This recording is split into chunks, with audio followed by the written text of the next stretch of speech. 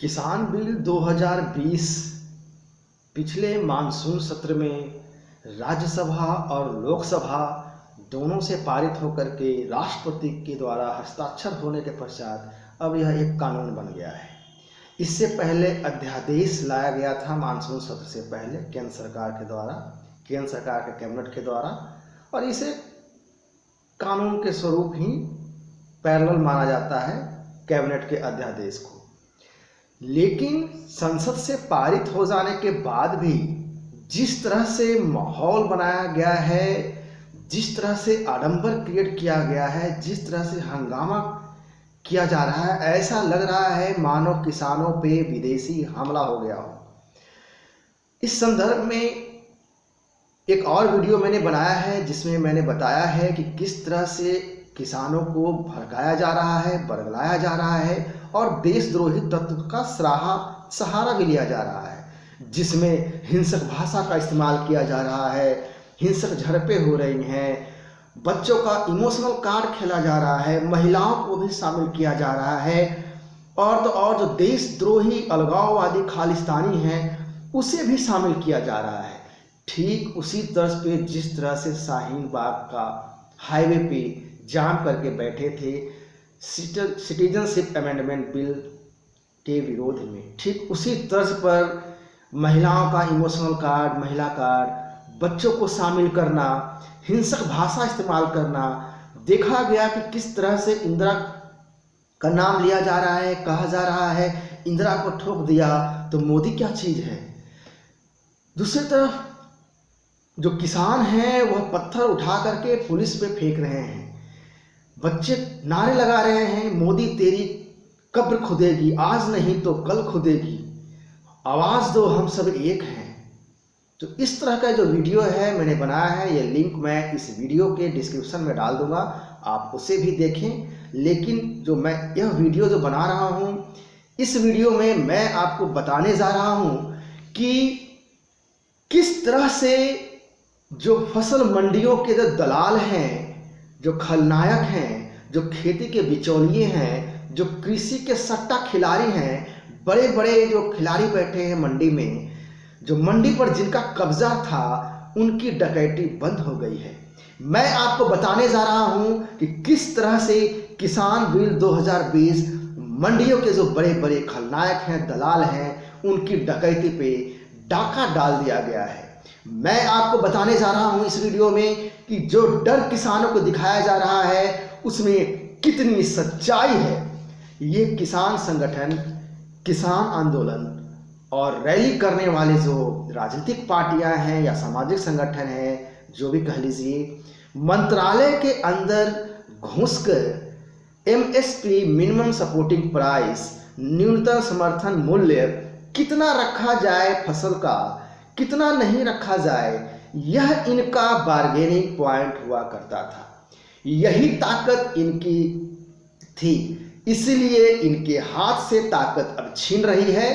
जो अब यह बिलबिला रहे हैं, बौखला रहे हैं। जो दिक्कतें, परेशानियां जो स्टेट लेवल के जो राजनीति हैं, किसान राजनीति खेलने वाले, कहीं मुलायम है उत्तर प्रदेश में, तो कहीं बिहार में लालू यादव है, तो कहीं बादल का परिवार है पंजाब में, तो कहीं शरद का परिवार है महाराष्ट्र में। इन जैसे नेताओं के किसानी राजनीति खतरे में आ गई है, इसलिए इन जैसे नेताओं का विरोध जन्मसिद्ध अधिकार है। इनके विरोध का आप बुरा ना माने, इनको विरोध को आप स्वीकार करें। अब आइए बात करते हैं कितना रोष है किसानों में, वो क्यों है, यह गुस्सा में क्यों है। पंजाब, हरियाणा, दिल्ली, एनसीआर में ही प्रदर्शन क्यों हो रहे हैं? बाकी जगह के खेती करने वाले क्या किसान नहीं हैं? क्या किसान का दर्जा भारत में, इसमें, इस लोकतांत्रिक देश में सिर्फ पंजाब हरियाणा के किसानों का है, या दिल्ली एनसीआर के आसपास के लोगों के जो खेती करते हैं उनको दर्जा प्राप्त है किसान का? किसान इसलिए रोष में है कि पंजाब हरियाणा में इसलिए प्रदर्शन हो रहे हैं क्योंकि गेहूं, धान की अधिकतर खरीद पंजाब हरियाणा में होती है और जो बड़े बड़े मंडियों के दलाल बैठे हैं वो पंजाब हरियाणा में ही बैठे हैं। जब देश आज़ाद हुआ उस समय हम अनाज के मामले में आत्मनिर्भर नहीं थे, लेकिन आज अब भारतवर्ष अनाज उत्पादन के मामले में आत्मनिर्भर है। समय के साथ साथ देश में 7,000 लगभग मंडियां बनी। इन्हीं 7,000 मंडियों में आज 2 फसलें जो हैं गेहूं और धान सरकारी खरीद होती है। थोड़ी बहुत संख्या आपके जो मंडी हैं मध्य प्रदेश, पश्चिम उत्तर प्रदेश, कर्नाटक और महाराष्ट्र में है, लेकिन जो ज़्यादातर संख्या है वह पंजाब हरियाणा में है मंडियों की। और इन मंडियों में बैठे हैं बादल के परिवार, अमरिंदर के परिवार, महाराष्ट्र में आपके शरद परिवार के परिवार, इनके सारे जाने माने लोग जो बड़े बड़े खलनायक मंडियों में हैं वो यहीं पे हैं। ये जो किसान आंदोलन आप देख रहे हैं यह उसी की बौखलाहट है। इन मंडियों के नेटवर्क पर इतने वर्षों में पंजाब हरियाणा में काफ़ी निवेश हुआ है। गेहूं धान में पंजाब हरियाणा को इन मंडियों में एक निश्चित राशि मिलती है। सरकार अब जो नए प्रावधान लाने जा रही है या फिर कहें लेकर आई है, इसमें मंडियों के ऊपर निर्भरता कम होगी किसानों की, बाजार को और ज़्यादा मजबूती मिलेगी। इन दोनों राज्यों में प्रतिवर्ष लगभग 80,000 करोड़ रुपए किसानों को गेहूं धान की एमएसपी से प्राप्त होती है। उनको डर है कि एमएसपी धीरे धीरे खत्म हो जाएगी और वो बाजार के हवाले हो जाएंगे। हालांकि यह भी जो डर है सिर्फ दिखावा मात्र है, इसमें भी सच्चाई नहीं है। इसे मैं आगे थोड़ी देर बताऊंगा। लेकिन सवाल यहाँ यह उठता है कि जो डर दिखाया जा रहा है वो वाकई में किसानों का ही है? जवाब है नहीं। दरअसल जो डर है वह किसान नेताओं, किसान संगठन, मंडियों के दलालों के खुद का डर है, जो बैठे बिठाए आराम से किसानों के मेहनत पे, किसानों की किसानी पे मेहनत किसानों की होती है, लेकिन मेवा खाते हैं मंडियों में बैठने वाले दलाल। कमाई खाते हैं, किसानों की कमाई खाते हैं दलाल। जहां फसलों के दाम बढ़ने पर भी सीधा लाभ किसानों को नहीं होता है। किसी राज्य में कर्ज मिलता है तो वहीं दूसरे राज्य में किसानों को कर्ज नहीं मिलता है या कम मिलता है, या जो नियम कानून पॉलिसी है उसमें अंतर हो जाता है। तो पूरे देश में एक कानून क्यों नहीं होनी चाहिए? क्या यह प्रश्न नहीं उठता है? क्या किसानों का अधिकार नहीं बनता है? क्या यह फंडामेंटल अधिकार नहीं बनता है? किसी राज्य में कुछ सुविधाएं हैं किसानों को लेकर के तो दूसरे राज्य में कुछ और सुविधाएं हैं। इस तरह की असमानताएं क्या खत्म नहीं होनी चाहिए? यही असमानताएं खत्म करने के प्रयास इस कृषि बिल 2020 में किए गए हैं।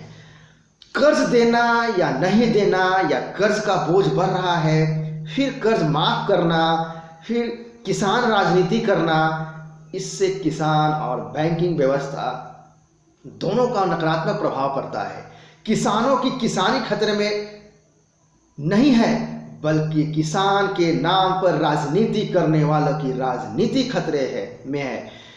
केंद्र में किसी भी सरकार हो, किसी भी पार्टी की सरकार हो, या राज्य में किसी की भी सरकार हो, अवसर सबको मिलता है किसान की राजनीति करने का।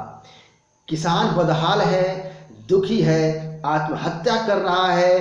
किसान जब बहुत ज़्यादा परेशान होता है तो हम सभी ने देखा है कि किस तरह से राजनीतिक परिदृश्य बनते हैं। अभी हाल में ही चुनाव हुए थे आपके मध्य प्रदेश में, राजस्थान की स्थिति भी हमने देखा था किसान को लेकर के। कहीं टमाटर रोड पर फेंका जा रहा था, तो कहीं दूध की नदियां बहाई जा रही थी, तो कभी सब्जियां फेंकी जा रही थी, तो कहीं सब्जियां मिल नहीं रही थी, तो कभी बहुत महंगी मिल रही थी, तो बहुत इतनी महंगी मिल रही थी कि उस महंगे के मुनाफा में भी वो सीधा लाभ किसानों को नहीं मिल रहे थे। रैली, धरना, प्रदर्शन, आंदोलन करने वाले नेता और संगठनों की समस्या यह है कि इनकी राजनीति करने वाले की राजनीति खत्म होने जा रही है।